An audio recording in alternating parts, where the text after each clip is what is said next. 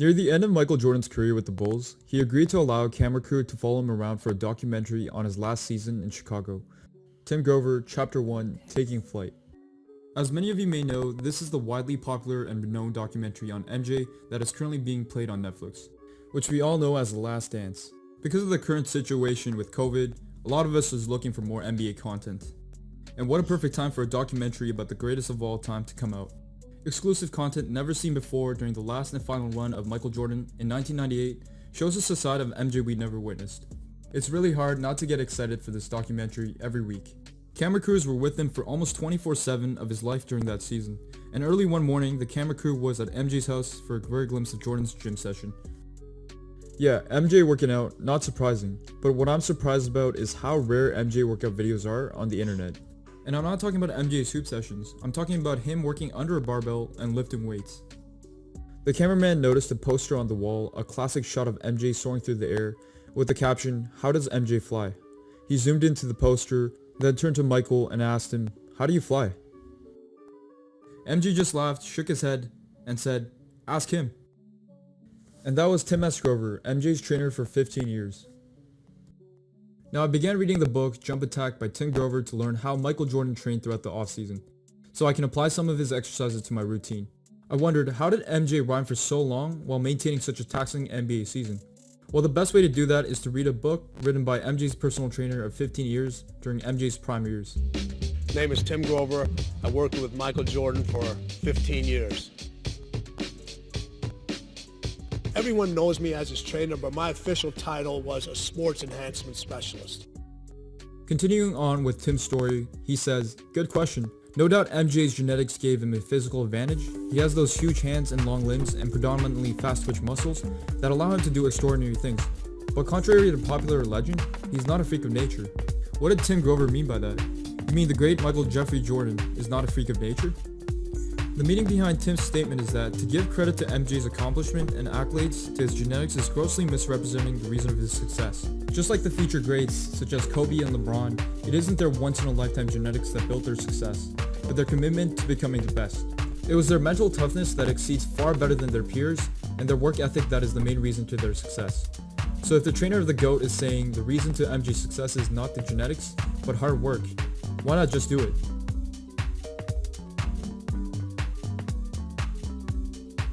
When I started working with Michael in 1989, his vertical jump was 38 inches. We got him up to 42 inches and eventually to 48 inches before he took a break from the NBA in 1993 to play baseball. 10 inches over several years. Now if this is true, did MJ really jump 48 inches? A seemingly ridiculous vertical even for the highest jumpers in the world. To answer this question, let's start off during his college years, when most people are still developing their athleticism and starting to reach their peak. Now given that MJ was listed at 6'5", 195 pounds in his college years with the Tar Heels, and still grew an inch to 6'6", we can assume Jordan was a late bloomer. This is also backed up from the fact that MJ grew from 5'11" as a sophomore in high school to 6'3" in his junior year, and progressing to 6'5" into his college years. On March 1983, during the final regular game of that season, North Carolina played against Duke. In one play, the Tar Heels turned the ball over after Jordan passed it to the post. With Duke on the fast break, it seemed like Johnny Dawkins would make the easy transition layup. But of course, out of nowhere, there was Jordan flying up to the lane and getting up so high that he hits his head on the backboard. The play was a goaltend, but no one cared, and it was the fact that a 6'5" guard hit his head on the backboard. Now for a 6'5" guard to do what Jordan did, how high did he jump? Well, we know the height of the rim is 10 feet, and the bottom of the backboard is 6 inches lower, giving a height of 9 foot 6 inches. Michael was 6'5" or 6'6", so based on simple arithmetic, 9'6" minus 6'6" gives us 36 inches. So Jordan was at least jumping 36 inches, and no one can refute this based on the video. Also, when someone is going full speed down the lane, just like Jordan was, vertical speed is not the only speed at play, and some of the energy is going horizontally. Therefore, MJ didn't even jump as highest. And if you study basic high school physics, you know that kinematics shows us that you don't jump as high if most of the speed isn't directed vertically. This is on the assumption that you're applying the same amount of force to the floor or getting off at the floor at the same initial speed. Naturally, running jumps require some horizontal speed alongside vertical speed, because of it being an inherently speed-based movement. This is better explained by comparing long jumpers and high jumpers. Athletes competing in the high jump focus on converting or translating their horizontal speed into vertical speed.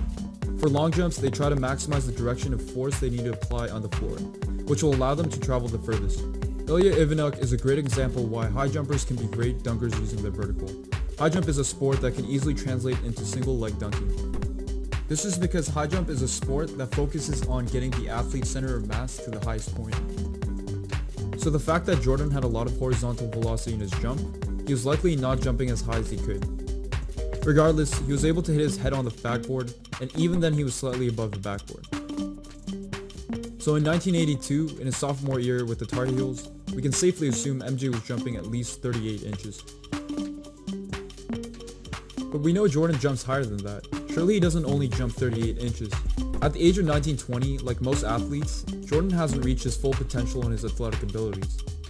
Fast forward to Jordan's early years with the Bulls, the pre-Pippen era where Jordan literally had no one else to rely on and had to carry the Chicago Bulls. This was also the time where young Jordan competed in the dunk contest, where he could display his amazing leaping ability without the worry of defenders hitting him in the air and potentially injuring him. Jordan had many very signature dunks, including the famous one-handed cradle dunk, which he would often display during wide-open transition plays or his dunk contests. And also the famous lean dunk that, to my knowledge, no one is able to replicate in terms of style and finesse. Side note, I think this dunk perfectly represents Jordan's superior athletic and physical ability. MJ had the air control, finesse, and large mitten hands to land this dunk. What do you even call this dunk? A windmill leader dunk? That doesn't even fully encapsulate this beautiful dunk. He palms the ball instead of cusping the ball like the usual windmill dunks. And back to the dunks I was talking about. The famous but highly underrated dunk is the reverse one-footed dunk. Jordan starts off on the right side of the wing and runs up into the low post, jumping to the other side and finishing up with a reverse dunk. Now Jordan has replicated these dunks in all of his dunk contests in 1985, 1987, and 1988.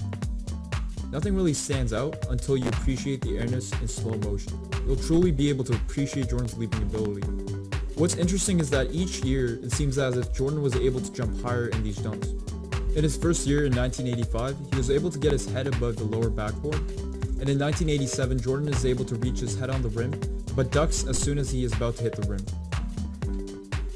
In 1988, Jordan is fully capable of hitting his head, but also has the ability to put his elbow into the rim. Если вы хотите быстро заговорить на английском, то никогда не учите грамматические правила. Многие люди очень стесняются, да и просто...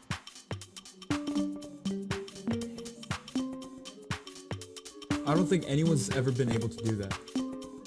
Again, back to the drawing board, if Jordan is 6'6" and the rim is 10 foot, Jordan needs to jump 42 inches to touch his head on the rim. But as you can see, at the age of 24, where most would consider an athletic prime year to be, Jordan was clearly able to touch his head on the rim. We also need to acknowledge that Jordan came into the dunk in an angle contorting his body sideways and rotating. So if you guys are familiar with max vert testing, this is definitely not the most ideal way of jumping in a max vert. Also from this angle, you can see that Jordan is leaning his head backwards and not fully extending his head so he can avoid the rim. Based on this attempt in 1988 at the age of 24, we can conclude Jordan was able to jump at least 42 inches. Since he was clearly able to jump higher, I think it's a good estimate to say that he was able to jump 2 to 3 inches higher if he was going for the actual standard vertical jump test. So by this time, I think MJ was jumping 45 inches with a great degree of certainty. But now you might ask, what about the ridiculous whopping 48 inches of vertical that Tim S. Grover and many people in the media claim? Could he really jump that high, or was Tim Grover hyping up his book for the media and public? In my opinion, I think part of it was the hype, but there is some truth to it. Jordan was clearly jumping up to 45 inches before he met Tim Grover and was not jumping 38 inches in 1989. In fact, Jordan was jumping 45 inches at the age of 20. When he was at North Carolina, in a motion analysis class project during 1983, Jordan was a subject for a max vert jump test. Utilizing different parts of the subject's body as a marker, the subject's max vertical jump was carefully analyzed and measured. During the jump, Jordan was able to use his upper limb or his arm as a free swing to generate momentum. In the standing jump, Jordan measured at 35.93 inches, which is considered elite to even pro dunkers. And for his running jump, he measured a whopping 45.76 inches, which is even greater than what we anticipated from the analysis of the dunk contest. This was done with the 1 foot approach. So if MJ had a max vertical jump measured with the Vanguard Motion Analyzer, recording a 46-inch vert at the age of 20, Tim is surely using his stories as a marketing tactic. MJ was not jumping 39 inches in 1989 at the age of 26 and did not get his vertical to 42 inches. Okay, but what about Jordan jumping 48 inches? Did he ever really jump that high? I think at one point he really did, especially during his early years in between 1984 and 1990. If let's say we told him to jump as high as he could so he could test his max vert, most definitely he would have been able to jump 48 inches. And knowing Michael, he would have taken that as a challenge and enthusiastically agreed. At the age of 20, he was already jumping a verified 46 inches off of 1 foot. Is it crazy or out of reach to say he gained 2 to 3 inches of vertical during the NBA? After all, most track or power athletes who participate in sprints, jumps, or throws on average hit their peak by age 25. Jordan was 25 at the 1988-89 season. Is it a coincidence that Jordan was able to do a reverse elbow dunk off of 1 foot in the dunk contest that year?